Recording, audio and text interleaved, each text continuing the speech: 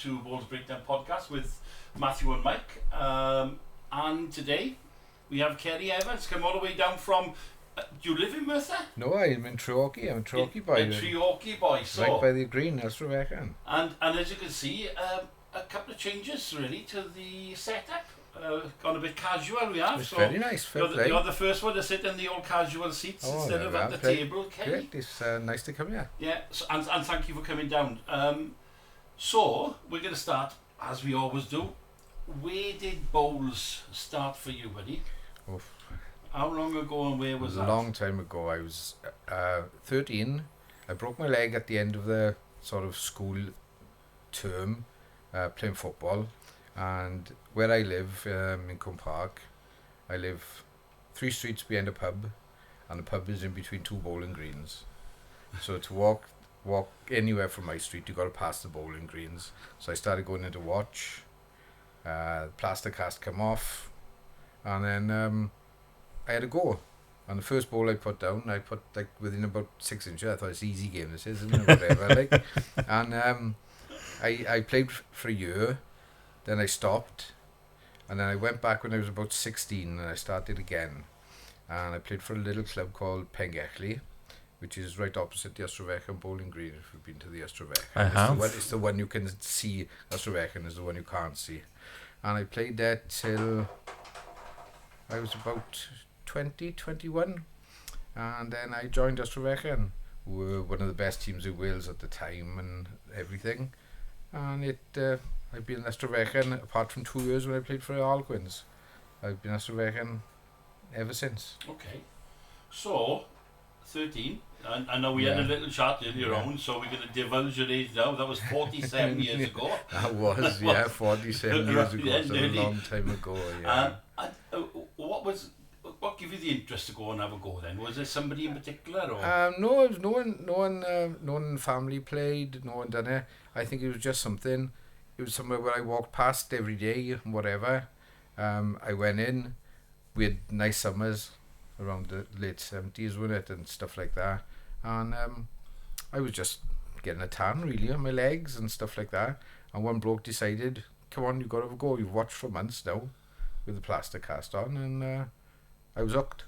Yeah. It was as simple as that. It's a bit like at the game, isn't it? Yeah. If you it's a Marmite, you either love it or you're not going to like it at all. And also I think that when I started, and the year after I sort of played, there weren't like there are now so many youngsters.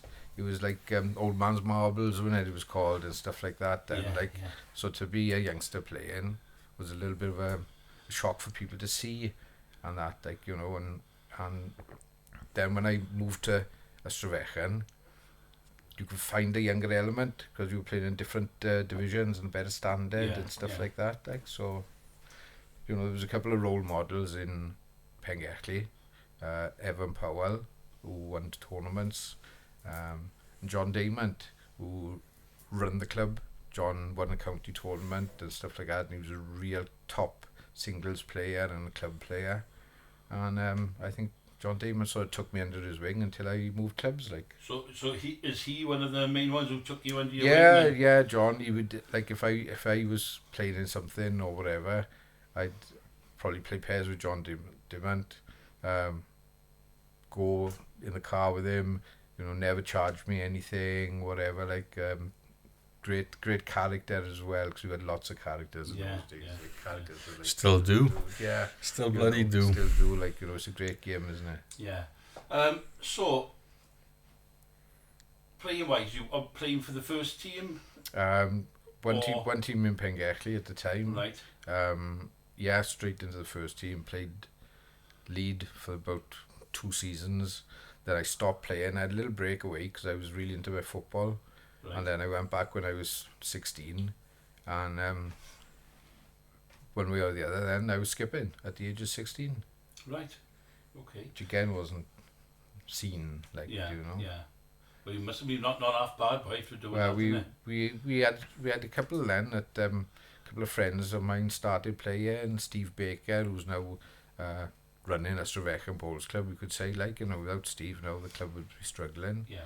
And he started playing 3 years younger than me, we lost around the pairs semi-final. He was 15, I was 18. So we had our own little team within a team, if you know what I mean, and with the youngsters. And you know what? It is nice to have other youngsters playing in a club. Oh with yeah, you, isn't it, you know?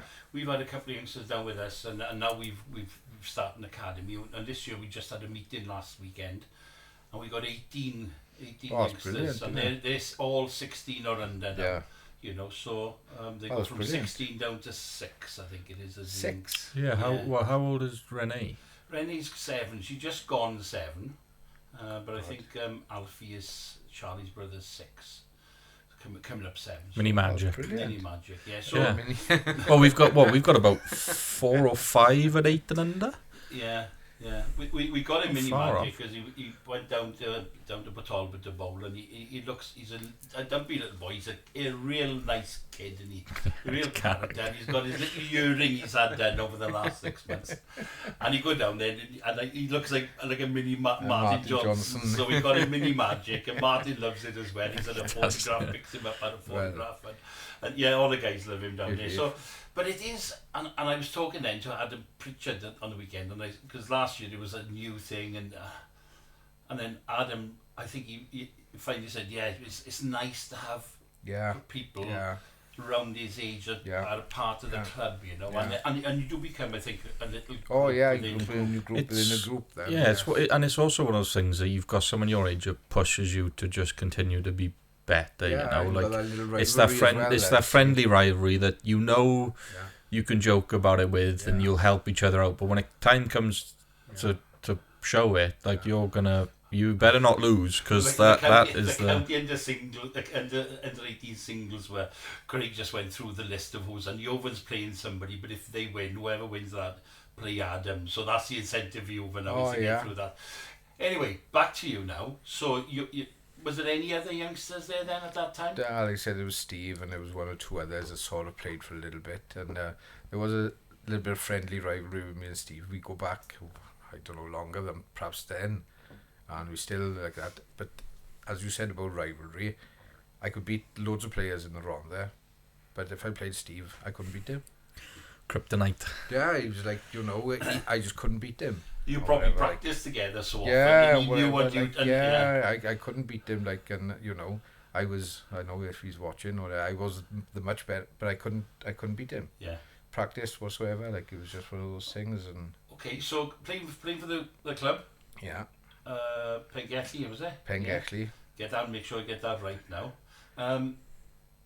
Any sort of county or representative teams come along then? No, nothing. There was nothing like that then. It was nothing like there is now. There was no under 25s, no under 18s, no nothing like that. So it was either county singles, and that was it. Like, So that sort of thing didn't happen till I went across the road. Right. Okay. And when I went across the road to Rebecca and become seen more then, like they were a club that was in Private Greens finals, they were Middle Morgan champions and stuff like that, and the jump up was like, the big fish in the little pond to be in. What am I doing there now? What's going on? Like, and take them there. So over to Rebecca, and then did sort of success come from over there? Yes, that was where I got sort of noticed in terms of county and tournament wise. John Thomas, Jet, took me under his wing. Started playing with him. Best player I've ever played against or with. Especially in big situations. Won a Crowther Shield the year after I joined. They didn't pick me the year before. I always said I was the only change of the team. They'd have won it the year before as well if they'd picked me. So I always wind them up a little bit about that. But no, it was a massive step up. Like, I remember playing in Australia. I played my first Crowther Shield knockout game, and we played against a bunch of old men, West Walians, from down, I don't know where, I can't remember where, and they turned up half drunk, and I didn't know what was happening. The shouting, the screaming and all that. I was just, I don't know what this is about. Like, this isn't the bowls that I've been playing across the road. Yeah. So just get the timings right. You were 13 then you went across the road. How old were you then? I was 20. 20. Yeah. So you won the Carruthers with Ystafell When I was 22. when you were 22. Kind of an achievement, mind, isn't it? You know. Yeah. How many players have I can actually? I know there's some super clubs have won it a number of times. You know, I don't know how many RTB have won it quite a few times. I think. Well, you got Pontrhydyfen have won it 5 or 6 times, I think. Yeah. We beat Pontrhydyfen the year we won it, in the last 8, and I still got vivid memories of playing certain people and whatever in that game, like, you know, and that was like an international standard game. They turned up with Di Wilkins, Will Thomas, everyone. Yeah. And realistically, Ystafell, the only people that they knew was John Thomas. Yeah. We were just, everyone was local, 3 miles from the club, and we just played as a team. Don't you find that when you got a group of guys and women now that's together, it's the team, and I've got a really good team ethos. You can give good sides a good team. You can beat anyone. It's always been for me. I've always rather have the team success than a personal success. Yeah. I think that's perhaps why I didn't quite get as far as what I probably should have, because I always put the team first. I pull out the things and stuff like that. But no, it's got to be the team ethos and. Yeah. You know. So county, did you play for the county? I played for the county. We won the Carruthers Shield 88. I was in the county team at 89. Okay. First county game, I played with a legend from Troy Drew called Bob Morgan. Right. He skipped. I played second. John Pierce from our club played third. I literally turned up to watch, and they didn't have a reserve, and I got in. And I was in the county team. Must have been about 16 years solid then. Right. Without missing a game, like. Okay. Any Welsh success for you? No. It's been a bit of a bugbear for me, because I've always been one of these that I speak my mind straight away, which has got me in problems and stuff like that. But I'm in a, whether you call it, I have played, I don't know, 20 plus 30 Welsh trials, indoor and out, and I've never lost, and I've never played for Wales. Well, we sat down with David Wheel, and David Wheel has won how many national titles. Yeah. And he's never played for Wales.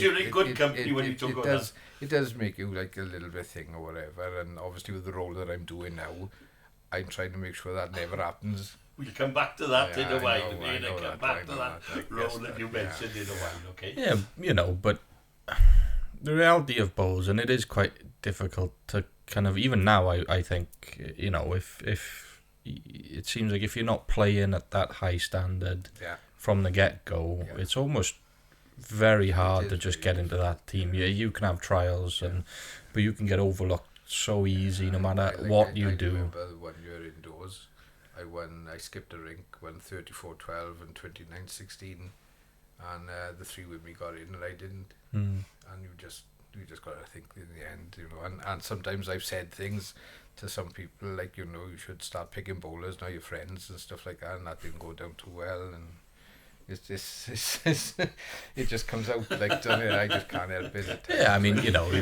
especially if you believe you deserve the shot, you're always gonna. You can't really control it sometimes. So and like I said, as we go on to my sort of story, like, you know, those things just went by in the end. Like, you know, it come back a little bit when I made a second sort of comeback, because I played for a while Ystafell and I played indoors for a bit, but I was a very good snooker player, so that took over on the winter. I was like under break player, so I played in the leagues, so the indoor bowls sort of went, and the outdoor bowls was okay where I was working days and there was stuff like that, but then I started working shifts, so I was finding the practice difficult. Then I went continental, so I was missing one weekend or whatever. And I'm not like Jared, who can just seem to get on the bowling green and within 10 minutes he's like brilliant. I don't think he even needs that long at times, does he? Do you know, I need to be playing a lot I need to be playing a lot to be just like most regular people that like us. I got to play a lot. Like, yeah, there's a few people that, you know, you mentioned Jared. I remember we played in the Estravac, I played in the Estravac tournament last season, and Jared was playing with Ross and Sarah, and they just, again, you just get onto a green and they just seem to just they know. You know, they couldn't have they must have, you know, it's almost like, oh, you must have played on it all year, and they're like, nah, first time in like 3 years. They're like, yeah, get on the jack. When I went back indoors a long time ago, and I had an operation on my shoulder, and all I was doing, because I can't swim, they said to me swim, I said I can't pendulum his bowls, and so I went indoors and practiced, and my pros, I come in and captain of the round, they said, I heard you back playing. I was like, no, I'm just having a game, like, and he coaxed me to play. And first game we played Cardiff, and Jared was leading, and I didn't know him as a little boy, like, or whatever, young boy, and all I remember doing was nudging over to Prosser after 10 ends and saying, is he always as good as this? And Prosser was like, he's not really on it today. I was like, oh, we're not going to lose, Pros. I said, we're not going to lose, like, we went all season unbeaten, like. Phenomenal player, and you know, we know that he's obviously he pulled his name out of the Comets, which is for him a big shame. But the boy's going to do what's right for him. And definitely. So that's his decision. So you talked a little bit about indoors then. So when did indoors start then with you? I went indoors 91, 92. Just played night league, then started playing in the championship team. Played third to Spencer Wilshire, who became a big influence on me, same as John did outdoors, Spencer did indoors. Right. Spencer, Commonwealth medalist, pairs, fours, skip for Wales, everything like that. And whereas John was the best player I've ever played with, Spencer was the best skip I've ever played with. Really, a bit like what Jared is now. It was like a chess match. He'd set things up, put pressure on people. Wasn't always about scoring more than one, score a couple of ones, and it is. Do you know what? I've only been back playing 4 years, and I'm starting to learn that it's not about picking up big numbers. No. It's about keeping that scoreboard ticking over.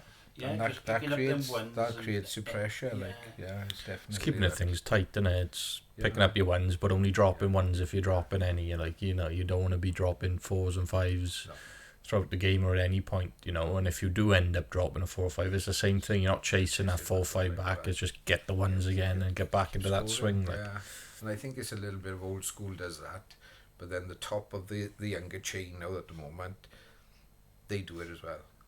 Yeah, I think they do it, but in a like I said, in a different way. I think the game has become more aggressive. And you know, we played last night, and I was speaking to some of the boys. We just ended up going down. Port Talbot indoor ended up going down this year. But every team we've played against seems to be so much more aggressive than we were this year. Whether it's just confidence in the shots or not, I don't know. But they were a lot more aggressive towards the back end, and that kind of cost us, I think, a little bit in some matches, especially Cardiff. You look at Cardiff, how aggressive of a team Cardiff is, and they just pull it off every time. You know, I know skill plays a big part in that as well, and we were quite, you know, we were lacking that little bit of back end threat for a lot of the games this season when people are away and whatever. But like you said, it's putting the balls in the right place, but they're not afraid to then play those shots. That they set things up and then they back themselves to do it. Yeah, you know, they could be 3 down playing these shots, and you're like, why are you playing the shot? Like, you got to try and save, and they're like, nah, and then they'll put it off, and all of a sudden you go from 3 up to 4 down, and you're like, where the hell did that come from? You know, and you know, like I said, it's a very different game, but I think you're right that you see a lot of those top boys, they just plot their way around the green so well. You know, everything is positioned so well and in the right places, and you just like, you know, opposing skips and like, what do I do? What's next? Like, how do I stop this from being drastic while also setting myself up to be able to try and make something as well? It's very different. And I think the crazy thing is obviously because I've been lucky enough to play with quite a few high caliber players now. You know, I've only been playing 2.5 years. But some of and you can see it in no matter who you play with. Like, I've had the pleasure of playing with John Price. Played 3 to John Price this year. Same thing, right? He's just he could draw He could outdraw anyone. Yeah. Even now, On a day, when he's having a good day, he's still the Pricey you probably knew. God knows how many God, years ago. yeah. But and then I play with someone like Mikey Brain as well, and to me, Mikey Brain is a completely different. With Pricey, you feel so focused, and you're like, okay, I've got to do this. And then with Mikey, it's the same bowls, but it's just different feel. Like I feel so much relaxed. He loves it. He just has fun. He enjoys it, and he just pulls every shot out of the sun. But like I said, there's two different, for me, quite high class players, and they play different games, but the same kind of dynamic. So, we talk about indoors. Any county? There's no county. There was when I started playing. Oh, championship. Sorry. Yeah, there's loads in the championship. But when I sort of started playing, there weren't many stadiums. Yeah. There was one in Barry. There was Cardiff. There was Rhondda, Merthyr, Swansea. And that was about it, really. Okay. Now Torvine as well. Torvine was there as well. So what you tended to have then for in terms of trials, because obviously there was less games. So you had very much like county games indoors. Yeah. Where Merthyr and Rhondda would perhaps be a team, Cardiff and Barry would be a team, and this and the other. So you had like regional games. Okay. And that's how they done the squad sessions to get them into a final trial and stuff like that. Then. Okay. We talked a little bit before we started about when we were setting up, and we talked about obviously you started 13. Trying to work out what year that would have been now. That would have been 1979. 1979. Yeah. And you bowled all the way through then. Obviously, an illness come along. That was the thing. The bowl sort of took a back seat when I started working in Sony's in Pencoed, just sort of down the road sort of thing, and I went on 12-hour shifts. And I started working the weekends, missing the week, missing this, that and the other. And things that you normally do, you had to draw. I was petrified about it because I didn't know I could do it. But the foot to draw, I just get on and doing it. And I started realising I'm not putting the time in. I started pulling out from county games outdoors.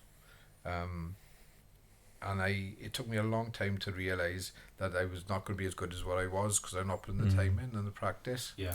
And I just had to accept it. I went to Harlequins. I can't remember when that was. For 2 years. Right. I had 2 years at Harlequins. And then I stopped. And Steve Baker was on to me to come back to Australian. And Di Summers was captain. Di's a hell of a character. He's a very good player as well now.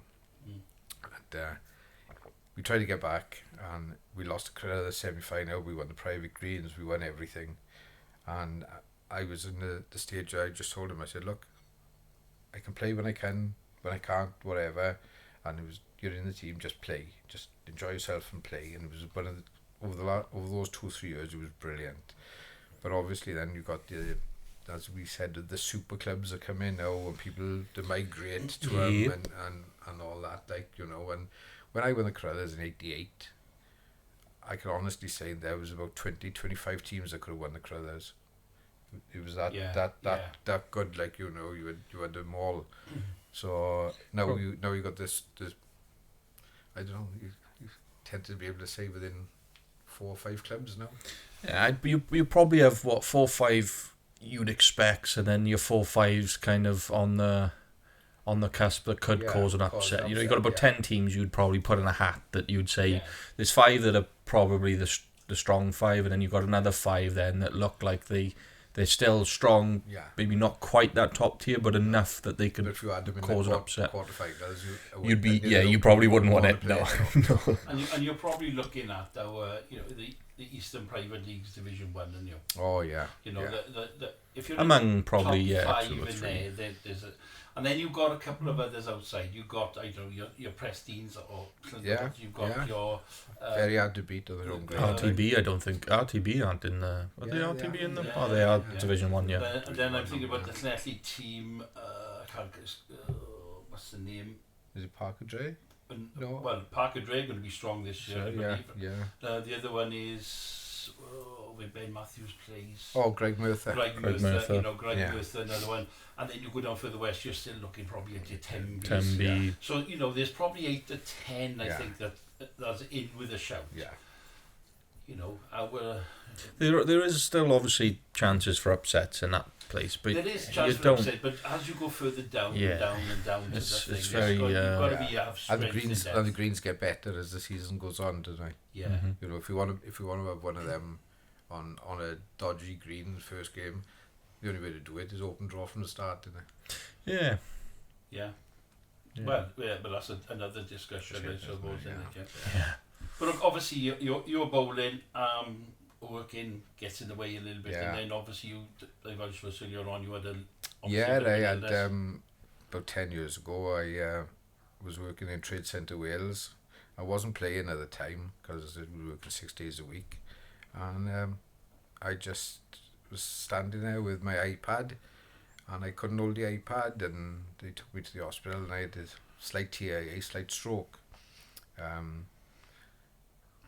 I finished in Trade Centre Wales because I couldn't stand up and do the walk in and all that, and I went to work for another car garage in Cardiff where we were sitting down more and whatever, and 3 months after that, I had offer to work in the brewery.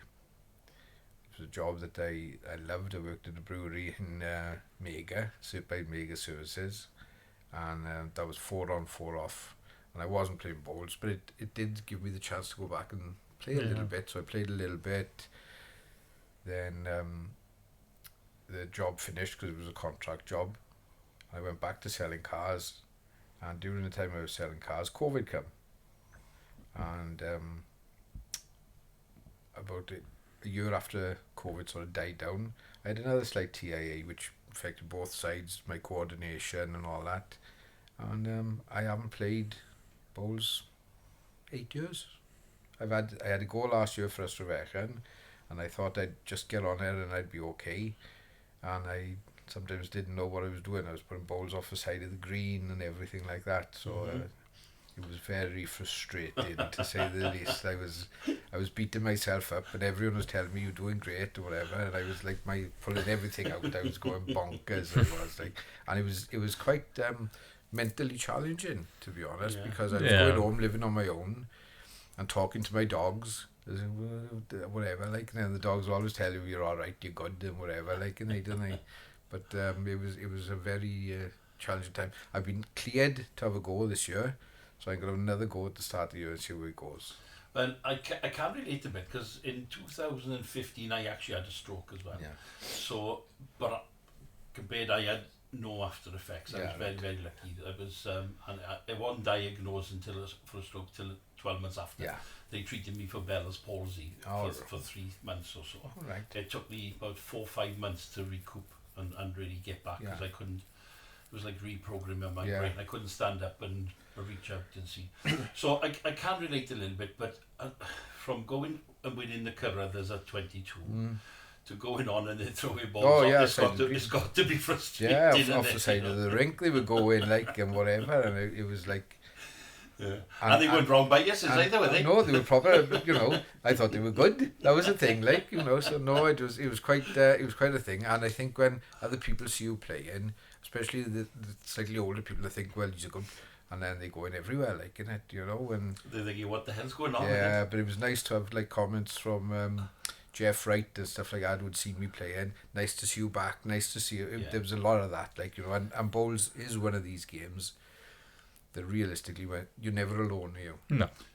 And people just want to see you play, you know. I think that in itself is starting to show more and more. It's, you know, people who are taking breaks off or having something going on that stopping them played for a few months and then coming back. It's just like, it doesn't matter how you play. No. It's just nice to see you back on the green again. But we say that your face has been seen far more in the last couple of years. Yes, it has. Because you've gone on and you are one of the selectors.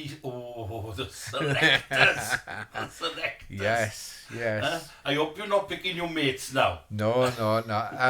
It was a strange one because I had been asked like to be involved and stuff like that, and I had 3 dogs, and I thought, as long as I got the 3 dogs, I can't do all the things. And 18 months ago, 2 of them died within a fortnight of each other, and a role came up on the indoors, and I thought, well, I go and watch a lot of bowls. I'm watching a lot, especially indoors and all that in the winter. I thought I might as well do it, and it's been very interesting, to say the least. It has, there's a lot more to it than what I was thinking it was. And well, they're not. Yeah, I mean, I know there's a lot of, it's out there. There's a lot of thing about the roles in Welsh bowls at the moment, but the reality is, it's still, you've got to do a lot of work. Oh yeah, you've got to do a lot of work, especially as a selector. It's one of those roles where, in my brain, again, we'll obviously talk about this a bit and how it works and stuff, but in my brain as a selector, you've got to be travelling a bunch to go to different games, to have a watch, because your selection period should or could be starting before the trials, to know who you want to get into the trials and stuff. So obviously, we'll start that thing now with when you first became a selector. Can I just what age groups are you selector for? Is it across the board? The only one I don't is under 18s. Right, so you do under 25s and the senior team. So that's men and ladies? No, just the men. Just the men. So just the men. So under 25s men and our senior men. I do. If I'm watching the women, or I'll give you a little example. Last year, Di Prosser, I said to Di, I'm coming to watch you play Cardiff, and he got back in touch with me and he said, do you watch the women as well? And I said, no, but if you got someone, I said, you want me to have a look at, I will. And it was young Georgia. And no one had looked at her, and she done okay in the game. And I wrote a nice little letter, email sort of thing, to Roger Harvey and to Jane Type, to say it's a girl to look at for the future. You should get her in the under 18s to get her into the swing of it and whatever, and see where it goes. A fortnight later, they get asked to go for the trial today, right? And the next thing, and she's picked. Then they go to air, and she comes back with a bronze medal. Not this series, just got another series. Yeah, well, we've had Georgia on our podcast, and she was dying to show me the bronze medal and all that. But if I was to see someone of any any age, the men or the women, and I think, well, no one's looking at these, I would make a note of it and get it sent up. Like, I think that's part of my job as well. Yeah, well, and that kind of, obviously a question I asked you before we started, right? In terms of, you always kind of see, and I know Wales is quite a small country in terms of bowls. We'll see the same names almost every year, especially the last several years, which you'd understand. They're all quite young. They're all pretty much not even at their peak yet. I assume for bowls they're still, But in terms of new players and stuff, how does that then play a part in selection? Well, it's quite interesting if you really have a look, right, on the teams. We picked our first team last year for the series in Clonechley, or the first squad. I was going to come to that in a while, but you carry on. Right, and we made 9 changes to the team that played the year before. Mm-hmm. Social media took it as disastrous and worst team ever made, played, and this and the other, and we win 2 games, so we don't do nothing on social media then, do you? Or whatever, No. But we had we have the meetings for selection are like 2 to 2.5 hours long. Yeah, they're probably not easy. They're not easy meetings, and we had a choice to keep going down the same road and hope for a miracle or a change, or to make a change and see what we got. And if you keep doing the same thing all the time and expecting a change, it's not going to happen. It's been mentality. So we changed some things and whatever.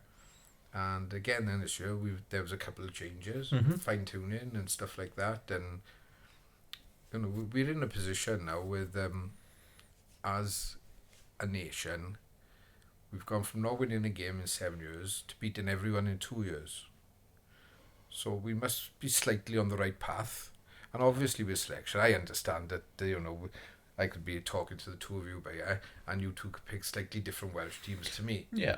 And that is rightly so. That's always going to happen. That's always going to happen. And it always happens in a selection meeting. You don't get what you want, but I'm not one for compromise.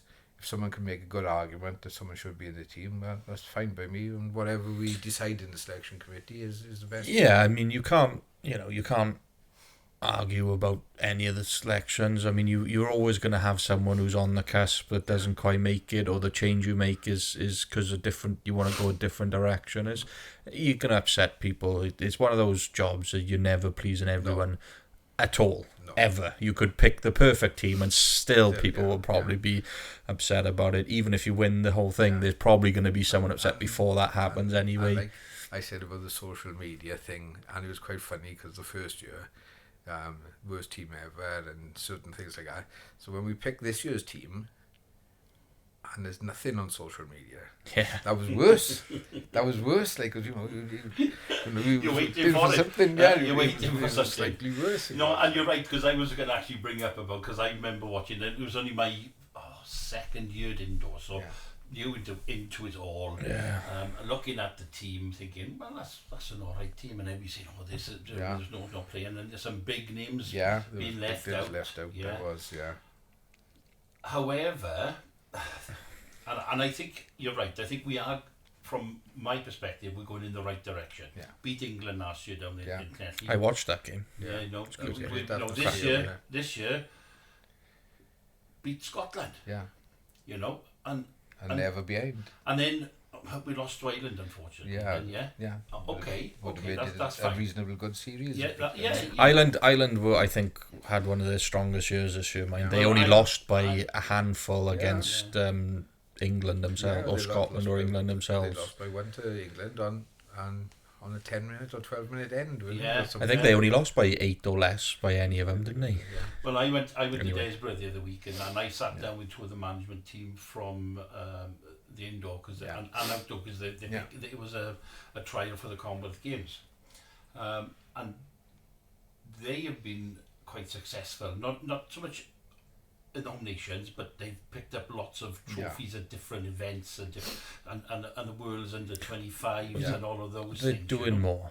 So the amount of stuff. They've gone in the right way, and that's, I suppose, the question I would come to next with you is, what steps do we need now to take to get us up there? Because England and Scotland are the ones to beat, and us and Ireland are always trying to beat one of those. It's like a little two-division thing, and it needs us and Ireland to step up that level to be really. But what do we need to do, or what can we do you think? Now, we had Liam Stone on. Now, Liam Stone, as we know, his goes out. It would have been out by the time yours goes out, but it goes out on this Sunday. And Liam Stone isn't the Liam Stone I see writing on Facebook. Liam's in Iceland. I see a lot of passion and love for the game and the sport and his country. Definitely. And he comes up with some ideas of like trials. We have a trial 1 month, then we have another trial. What about having a double trial in the same day? Yeah, back to back. Can't see what reason why not. Because if we're looking at the games we lose in, are we losing in the first match, and then how do we perform in the second match? Yeah. And I thought it was a great idea, Matt. Yeah, 2 a day. You make them 18 ends, not 21. When they go to the home nations, internationals, they got to play. It is 21. Yeah. 21. The big thing with that, and I think what I've seen, again, being very new to the game, looking almost unbiasedly and with fresh eyes, as an ex-golfer, I'm all about statistics. And what I've noticed a lot of the time with the series is that second game we usually play on the first day, obviously, the 2 games in one day, it's the first 5-8 ends always seem to just kill us a little bit. And then all of a sudden it stabilises then. And again, you've got to look at whether it is a bit of fatigue kicking in. Why is that the case? Because it's always the interesting one for me. I like looking at different things like that. What I've noticed over the last so many years in the men's series, because it tends to be one game a day, but the first game we always seem, or 90% of the time, because we're down the bottom, or we were down the bottom, we'd either play England or Scotland. Yeah. And we would lose our first game by 35-40. Yeah. And it doesn't matter how good your team is, and you win the next two games, you're not going to win by enough to turn it into a plus. Yeah.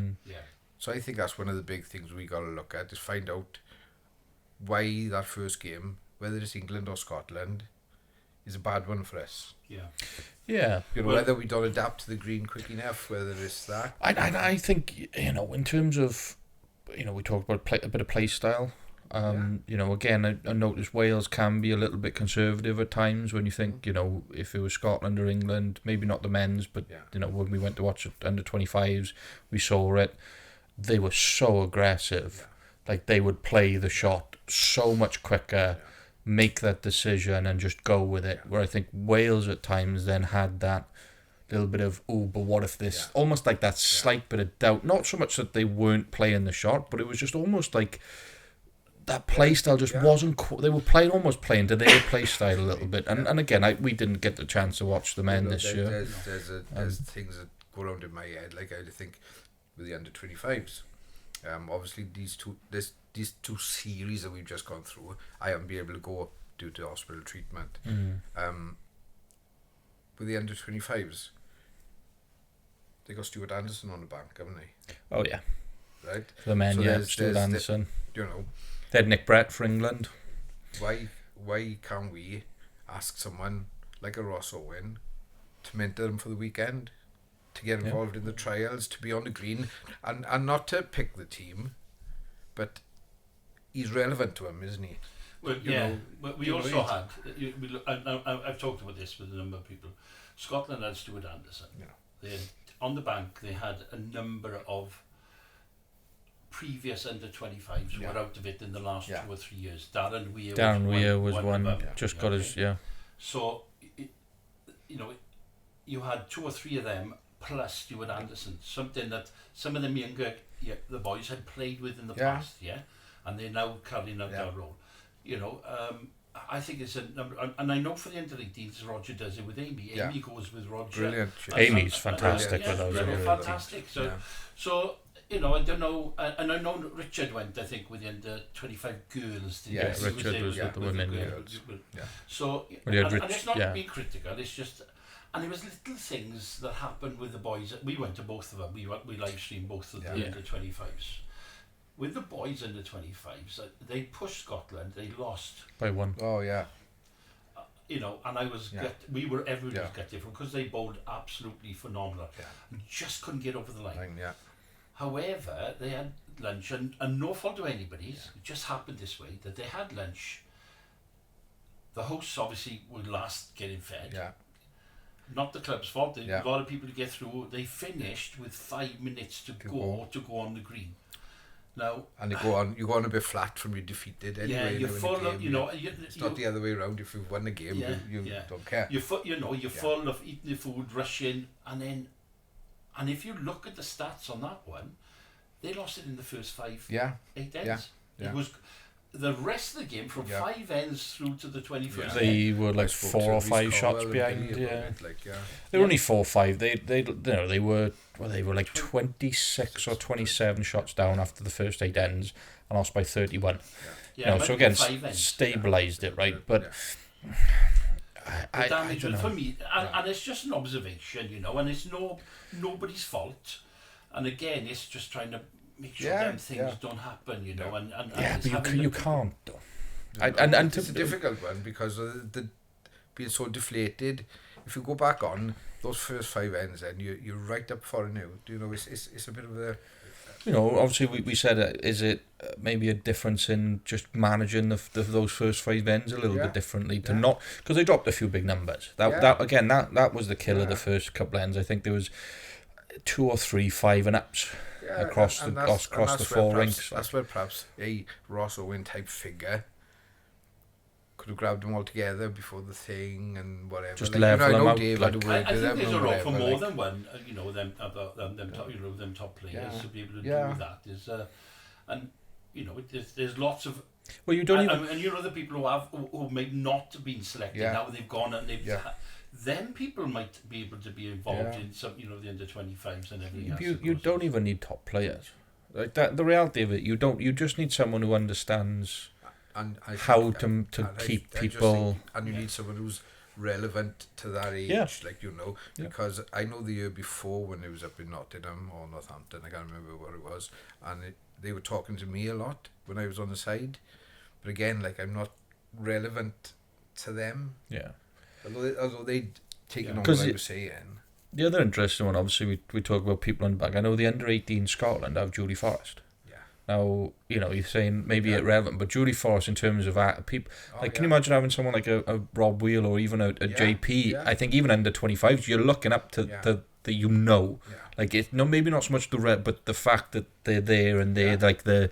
You say who's the best Welsh players. You think JP, you think Rob Wheel, is probably a couple others, but having someone like that at the top, and get the last name wrong, but Sophie McGrowther, she's with the under 18s. She's also the team manager of the under 25s.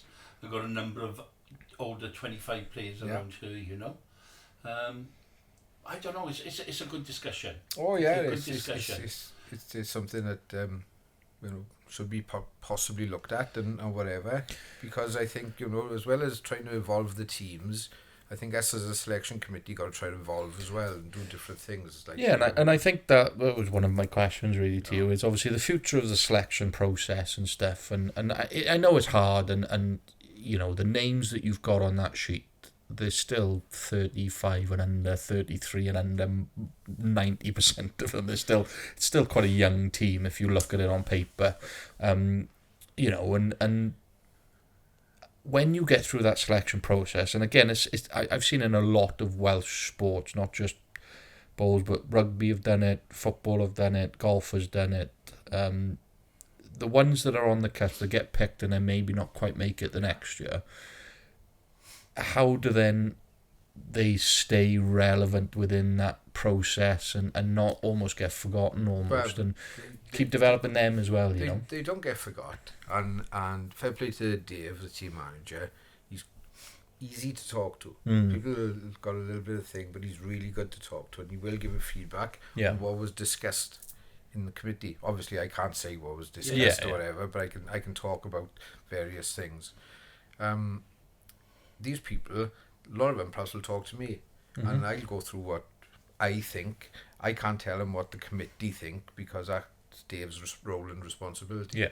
And if you don't want to talk to Dave, well, that's your problem, not my problem. Yeah. I'll have a chat to him, and a few of them have, and I give them honest feedback, and I think one or two of them have taken it on board from last year. I've come back stronger this year and got in the team. Right. I'm going to throw a different little one, but it's connected to that. In that, under 25s. Yes. So we have 4 or 5 players, 6 players in 2 years leaving under 25s going into the senior squad. Yes. The likelihood of them getting straight into the senior squad is limited on some of them, I would say. Well, it's slim on most, because again, there's how young the team is. However, how young the team is at the moment. And then, you know what I mean? And then what I would say is we've got, and again, this isn't a criticism, it's an observation. Please don't, No. I think that the indoors it's nearly quite dead in it. Yeah. We're getting there. Yeah. Another team, going back in my day, in your day, we had a under 35s. Yeah, the Dragons team. Yeah, we had a Dragons team. Now, if we had an under 35s indoor team, or an A team, that players can move from 25s and then to try and develop into the senior team. Into the senior team. No, it's something that the short mat do. Well, they've got a championship and an A team, right? So they'll take almost 2 teams. Yeah. You've got your A division and then your championship division. You know, and something happened to one of the really good singles players where they actually took him from the championship back to the A. Said this is why he ended up going winning worlds. Or you end up winning the British Isles, and said, you know, why did you and then he said, well, prove that we shouldn't have done it, and he did, but nothing of that. You know, but you know, you're right, and I think this is where Wales, like you said, is almost that, what can we do to bridge that step? If you have your reserves coming on, they need to be as ready as the main team as well. Yes. Yeah. Well, what if those reserves all of a sudden don't play anymore? Because I know the ladies were quite fortunate to have a few ladies that didn't play last year come back this year. Yes. I think it was 4 of them. Yes. You know, your women's team.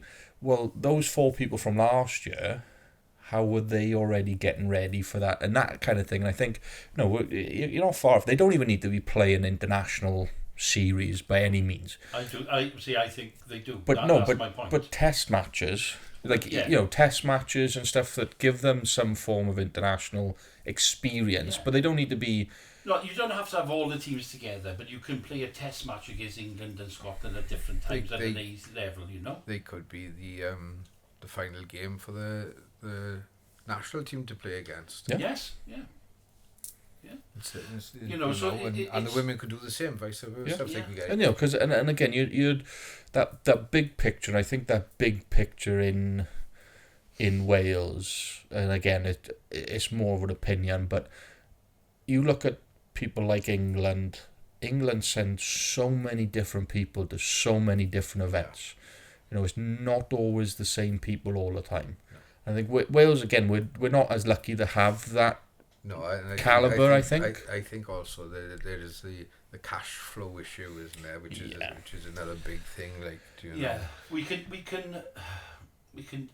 For me, we can use the cash flow as a blocker. You know, if I was a lot younger, let's say I'm in my 30s, or I'll use Matthew. Yeah. If Matthew had aspirations to play for Wales and he got selected in a Wales A side, and you say to him, you're going to travel to Desborough to play against England next week, you're happy to travel, take a couple of people in the car. Well, that's how they went up to, you know, because that's what people North do. Wales this year. Frith, you know, so I'm sure people do that. You know, they do it in lots of other sports, rugby clubs. You know, they do it. They make it work. There are ways around it, and there's certainly other, like, you know, sponsorship is a big one. If we can get someone involved, I thought I was going to get someone involved, but that's gone down the pan. Yeah. So I got to start all over again. But I think, like, you know, you do talk to a lot of people on this podcast, and the same things come round and around and around and around, and they, you know, in different versions. Yeah. There is ways of getting money, and there's ways of doing it, but you've got to spend a little bit of time to go and get it. Oh yeah, and it's not going to come within the next year or two. You know, it's a, you know, for the next 5 and on. You know, you don't want to be falling behind too much. I think team-wise, under 25s and seniors, we're in a little position now where we need to give these people that are on the fringes or in the team or whatever the best chance of success. Yes. And I think to do that, we've got to change a little bit as a selection, as a committee, as a bowls organisation. But I think we've got to change the way we play the game on a Saturday for some. Yeah. That's got to change. I'm not going to go too deep into this. Obviously, Abby's now on my Kent podcast. Yeah. That isn't about change. That is about development. Well, yeah. And it's about all the things that you talked about, the sponsorship. Yeah. Our competitions. Yeah. You said something else then, and it's just gone from my head. Sponsorship, competitions, development of players, youngsters coming through, because we've got some really good youngsters coming through. Yeah, you know? There's quite a few under 25s and under. The man, nothing much needs to change. It needs people pulling together to support people who are already. I went over to Blainer to watch you play against Blainer, and I was there for 4 or 5 hours in the morning, but I was there for 40 minutes, and I had to go down and see a youngster playing lead for you. Craig Latham's boy. Joe. I had never seen him before. Where's he been? Where's he hiding? I told him you that person that was got to put himself forward for under 18 development and under 25s next year, just to be seen by people that don't see him. Unfortunately, Joe was put forward. He went on holidays and things. Oh, there we are. so it was like that. Oh, Craig forgot. Sorry, Craig. Yeah. But no, especially this year. No, Joe probably. I played with Joe this year. I played second to him this year. Against, God, couldn't tell you. The start of the season, you could tell he was a bit nervous, trying, championship team against some strong players. He played a couple of games last year, but not many. Played all of them this year. And the development he went for the first 5 games where he was a bit hit and miss to how solid he was for the last 6-7 games was impressive. Yeah, he was nice. And being able to Craig Latham's a very, very good player. I know he's his father and stuff, but he's a very strong player. But it was never so much about winning. Obviously you want to win, but the attitude of the rink was never then about, oh, we got to win, and then it's your fault that you're not playing well. It was like, you'll get him next. That encouragement to just keep it going, and over time I kept joking about with him and having a bit of fun, and saying, oh, you're on it now, boy. You got it now. You keep it going and all this. The worry about more perhaps than the older people, don't they? Oh, big time. Yeah. They have a lot more. I say less self-confidence. I would say you see it a lot of the kids these days. They just don't believe in themselves as much as others, and you can see it sometimes on the green or off the green. But like I said, the development of that then, and clubs are developing players, I think, to an extent. And like we were saying about changing the Saturday way and doing different things on a Saturday. There's a big thing about developing, going 4 rinks in there or 6 rinks and all that. But like I said, if you go from 6 to 4, does Joel get in? Does he develop? Probably or do not. We go, what I would do, I'd compromise and go 5. Just lose 1 ring. But the other thing then you'll have, and this is the interesting thing with the 4 rinks, and this is why I think 4 rinks probably still wouldn't be a bad idea, even with the development of others, is you'll probably have more clubs be able to put 2 teams in. Oh, definitely could, yeah. And you still then have that person playing bowls, especially if they're in somewhere like Talbot, because even Talbot, if they go down to 4, there's still a couple of strong players in that second team still. Cardiff will have the same. Merthyr will have the same. Cunnan Valley will have the same. You're still going to have a second team that still has pretty strong players that can still develop those youngsters, and when those youngsters do then get that call up, because we all know people indoors, they're busy, they're away, there's loads of people that miss out, they get that call up, they're still ready to play.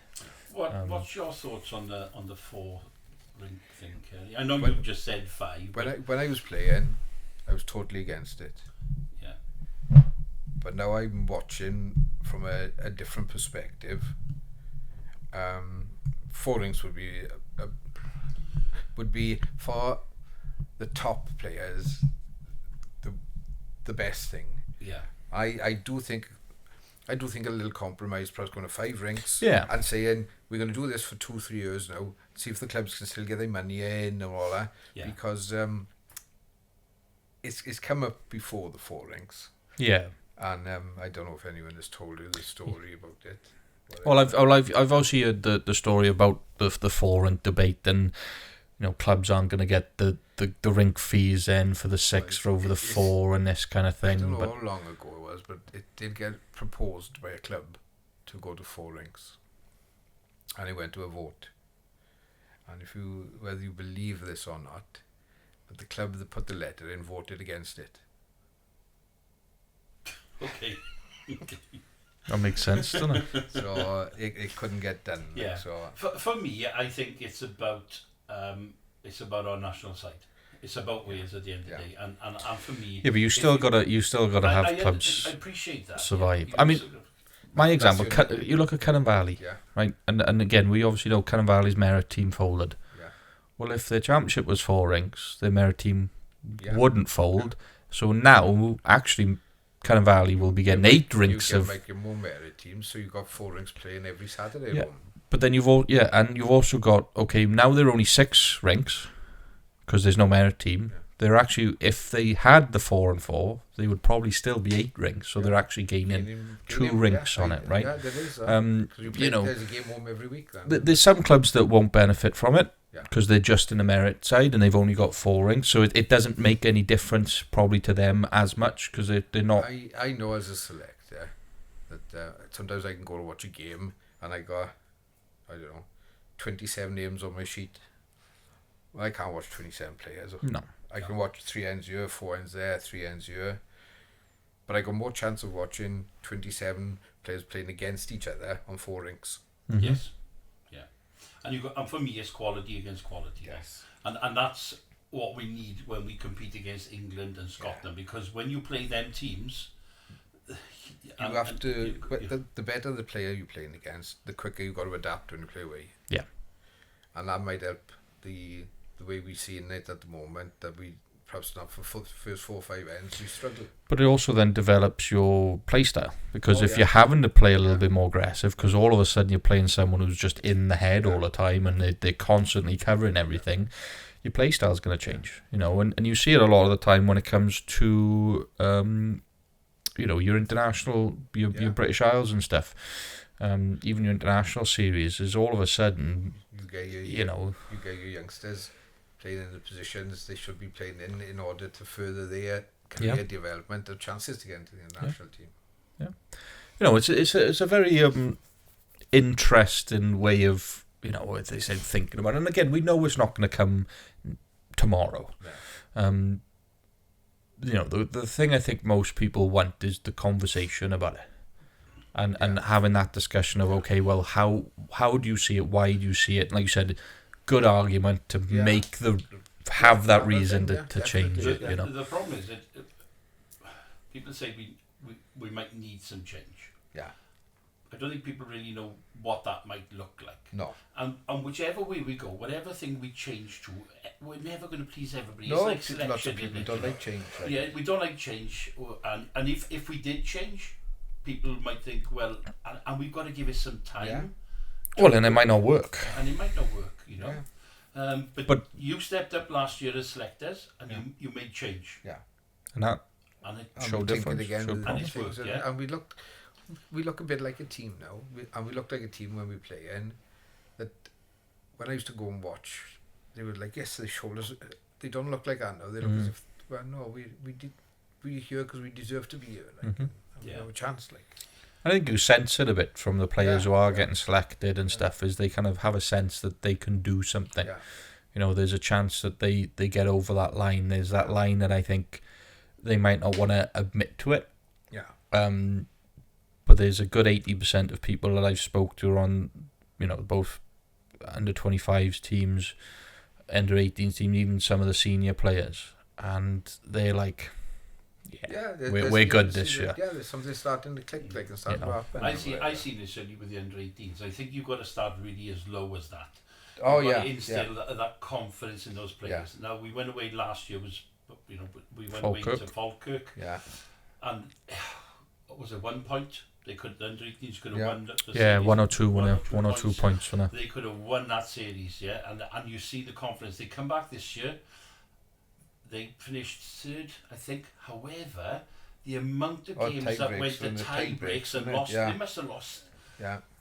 Out of 8, 5 lots of tie breaks. Yeah. Now, if they had gone the other way, that could have been totally different. And again, we would have been pushing them. Yeah. And you could see the confidence in those players. And you're looking at people like, for me, Elijah, Ollie Price. Yeah. I know Tyler's gone on, but Jack Billy. Evans, Billy's moved on. Yeah. But even young Adam Pritchard, who's got confidence in himself going forward. Young Kavanagh Pike has come in from, done well, in and he's went for the future again. So Because that under-18 side was young this year. It was young, yeah. It was young this year. And if we can instill Very that young, confidence in them, and they start performing, because then they'll take it, because they went to play for the under-25s, lots of them. Play for the under-25s, they take it on. My only hope is that we have that little bit after the under-25s. To have something that bridges that gap, that they don't go away from bowls. Well, I think, like, you know, a lot of them have got bowling in the family, haven't they? Do you know what I mean? And if we can carry the under-18 development to the under-25s, we made a conscious decision with the under-25s to pick a young side and say, well, no, this is where you are, boys. Off you go, right? And this is how you're going to learn, because England and Scotland are really good under-25 sides, haven't they? Right? But if we can compete, I don't think you can say at international level you're going to win, but if you can really compete, so there's everything's on the last couple of ends and stuff like that. But they did compete. They lost to Scotland by 1. Yeah. And if that had gone their way, who knows what would have happened in the afternoon? Yeah. And then 5 ends after lunch killed us in that game. And then they went on to beat Ireland. But so that could be so much different. But those young players will have like about 7 years now. We're under 25s. Well, there's a few. I think most. There was. We were losing what, like 3 or 4 this year. Corey Bayliss, Ethan, and Luke Isles. Luke Isles and Owain LeBreton as well, isn't it? No, that's. Has LeBreton got another year? But you know, you look up. You know, Kieran obviously took Adam. Kieran, his brother, first cap for you know, he's only 20. He's only 21. That's brilliant. So he's still got another three years in it. Billy was skipping obviously at 18 years old. You know, Billy's obviously been around for a while, but and that was good for the boys under the men under 25s in that Billy and Elijah both skipped. Yeah. You know. Well, they're going to skip for under 25s for a good couple of years. You know, I was going to take some very good youngsters to come through to knock them off. And that's only good for Welsh bowls again, then, isn't it? Yeah, and you know, and the reality of that, you know, and then I think, like I said, the reality of that development then is, you know, people like Billy and Elijah, they're probably, after under 25s, they're probably going to be in the first team within a year or two, if not straight away, maybe even while they're playing under 25s. Well, Elijah's already now, he's and like, I think the big thing we done, like, you know, like last year, we took Elijah down to Clerkley. Yeah.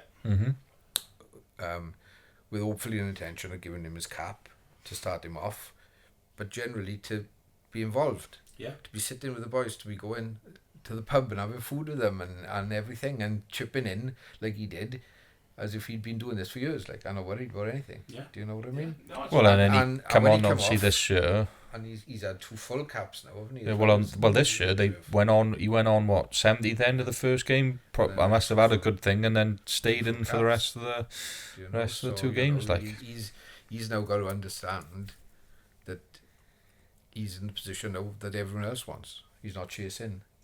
He's the current holder of the position. And it's interesting because it's obviously a completely different position, isn't it? Because he skips both under 18s. He'll skip the pairs or the triple or whatever, and the singles. He'll skip under 25s, and all of a sudden in the seniors, you like get on the mat, you're drawing.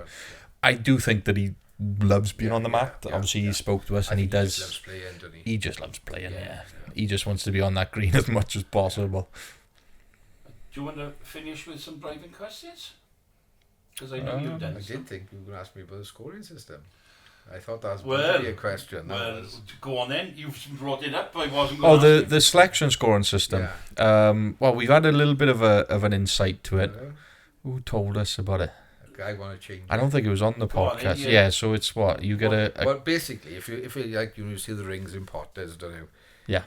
Anything within a yard is a point. Anything within 2 foot is 2. Anything within a foot is 1. Now. That can be 3, is it? There's a 3. Sorry, there's a 3. Right, so it's like 1, 2, 3, as close as you can get. But does that mean if you're 2 foot tight, it's a 2? Does it mean if you're a yard wide on Jack Eye, it's a 1? Well, and also if your skip's asking you to put one a yard behind, and you've put one a yard behind, or a third who has to protect the spot, they chuck it over onto the spot, then you know what I mean? Like, right. So you have got interpretation and stuff like that.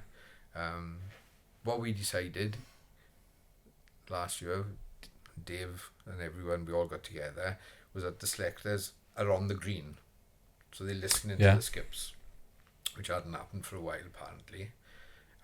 So we done that. We modified a little bit by bringing in, last year we brought in Wyn Matthews. Yeah, well, we saw it down in Port Talbot. And we also had Richard Morgan in. And next year we've got John Price in. So we've got 3 selectors and 3 assessors on the green now next year. And 3 really good assessors that people can't argue with. 4 under 25s and senior men, right? Okay. So the scoring system to me doesn't do its job in terms of, we don't mark bad bowls, right? I'm playing against you, Matthew. We lead in, we're trying to get in the Welsh team. Yep. You play front toucher, it's a 3. I play side bowl tours, it's a 3. You were bowling, next bowl is just over a yard short. Good line right in the middle, but it's a 0 because it's a little bit more than a yard short. My bowl is 2 yards short. I get the same 0 as you. Yeah. That can't be right. No. You know, you're 6 inches away from scoring a 1. I'm like 3 yards away from scoring. You know, or even something like if your ball was 2 yards past, but mine was a yard short, even though mine might be closer, yours is in a such better position than mine is. So I want to score the bad bowl as a minus. If we can do that, I think I'll tighten everyone up again. It's another level. And then is there also a chance then to, like you said, if there is a good position bowl, but maybe not quite the bowl you like, but a good, you're scoring a bit more effective to the situation. When we've talked about it, like we talked about it last year, and we always talk about it at the start of before the meeting for the trials, we always bring it back up, that because we're on the green and we're listening to the skips and the thirds, we have a better understanding of what they're trying to do, so we can score the shot better. Because we had a series, was in Connecticut last season, and I was marking Jared on the trial, and Jared asked Ryan Davis to play a shot to turn the white a yard and a half, but if he missed, to be tight, because he didn't want to lose the ball, he wanted the ball on the spot. So if he either got to the spot or he had the shot. So I listened to it. I can't understand why he's playing there, but that's the shot called. Ryan came down, missed the white by about 6 inches, but landed on the spot. So I scored it. I scored it as a 2. Some people might have scored it as a 3. Some people would looked at it and thought he's missed what he's going for. 0, right? And I told him, I said I scored it. I couldn't tell him how much I scored it, but I scored it because he didn't exactly what he was asked. He was, apart from get the shot, he done what he was asked. You know, if you get the shot, he would have been a 3. And that's how I score it. I think Richard Morgan scores it like that. Kevin scores. We all trying to, and we don't try to put in, how can I say, what I'd play. Because that was the first thing I found hard. I'd be thinking, well, what I'd play something opposite, then totally else, like, right? I think for me, consistency is the key in it. If you've got selectors and they're all being consistent on the marking system, then I think that's fair for everybody as well. The one thing I'd like, because obviously we run a little academy, and every club for me should know that scoring system. Because we should be, when we coaching the youngsters, we should be coaching and marking and now and again doing the marking system with them, so they know how the scoring comes. So when and that can be outdoor, same as indoor. You know, so when they come to some sort of a trial, they know what they've got. Well, to try. the scoring then sort of comes more towards of how the rink's being played rather than the individual. You know, and I think that makes more sense. If you're looking for a team dynamic, and you talked about the importance of that team, if your skip is telling you to be a yard behind, and you're a yard behind, not that's an inch from the jack. That's you're playing better bowls than being an inch from a jack, because your skip, your team is asking that is what for that difference in trying play. to develop, instead of the people that are sitting on the bank scoring, who's not within the yard, he's not within. Yeah. That we are trying to focus on what people play together, how they gel, how they score, what type of bowls they play in. And that will be down to a team manager to decide as well what sort of style they want to play as well. In it, are we playing a more attacking game? When we spoke, and I think I can say this, Dave was like, we need this type of player. This is the type of player, not so much the type of way, but the type of player that we wanted. And I think that's when we changed the first team around by 9 changes. And we had those people in. We had the Paul Dimmonds in, the Roger Harveys in, the Damians in, the ones that weren't playing. Yeah. Die Kingdom. Getting Luke McGee in. Luke McGee been tremendous, like playing in the series and stuff like that. So it's finding people that can play together, play a certain way, and get the dynamic right. Get everything. Give these people the best chance of success so we can do.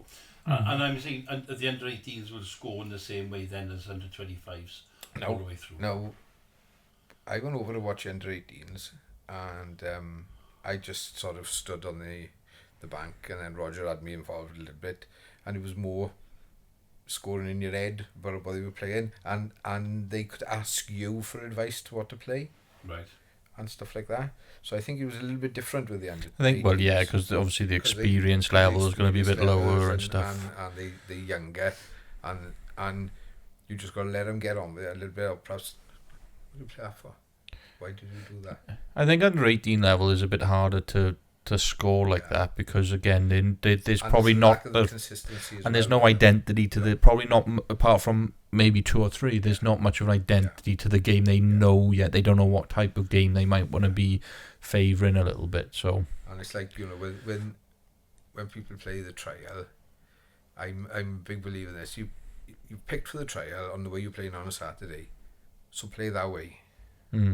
Don't be like thinking, if I put them within this much, I'll score every end, and then the target's this big against you, and you're still trying to draw it. No, you wouldn't play it on a Saturday. Hit it, and if you miss, you get a 0. If you hit it, we'll get a 3. Do you know that you got to play the game that gets you to the trial, and then when you get in the team, then you got to play slightly different. Yeah. So is that work in progress, is it? That's a work in progress to change things and whatever. But I think, like as I said, it's evolving. The team got to evolve. The selection committee got to evolve. Yeah. The people around, get away from the attitude. If anyone else wants to have a go, come and have a go. No, you come and get it off us. Like we want to do this. Yeah. Well, whatever happens now, you've got 6 months off, haven't you? I will have 6 months off, yeah. So get that score system going in 6 months. Yeah. Now you've got he might be playing for 6 months. You never know if things go well, boy. I'm playing in the Australian triples against you lot. No? Yeah. So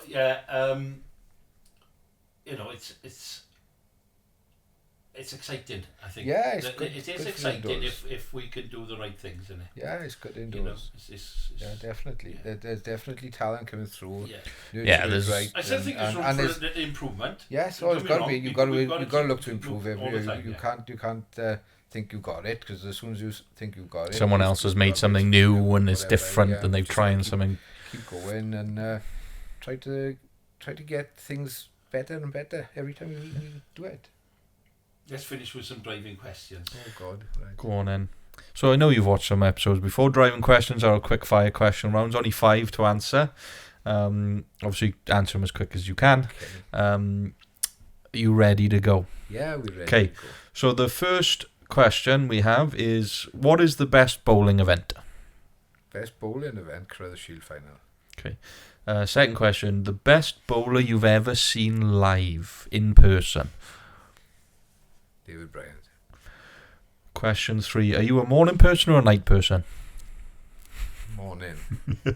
Neither. Question number 4: are you more of a TV show or movie person? And if whatever one it is, which is your go-to movie or TV show? Movies, Lord of the Rings. my go-to as well. Your go-to karaoke song? Oh, karaoke song. Oh gosh. If I had to sing one, it would be If I Could Dream, Elvis Presley. That's a tough choice to finish on. All right, that's our driving questions. Thank you, lads. No worries, no pleasure. Thank you for coming on.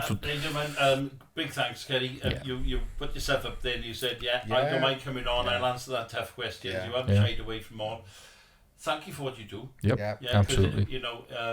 It's a shame that you can't still be bowling, but at least you're using that experience and you're involved, and you're very honest and straight.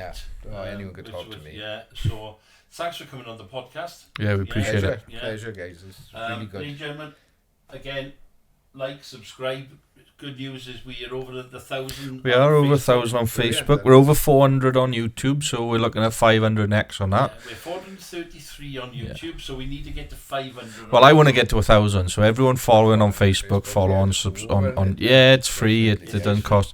Helps us out massively. Gets our content out quicker and more and all that stuff. So I hope you like your new setup. Yeah. Very nice. Thank you very much. Catch you next time. Thank you all.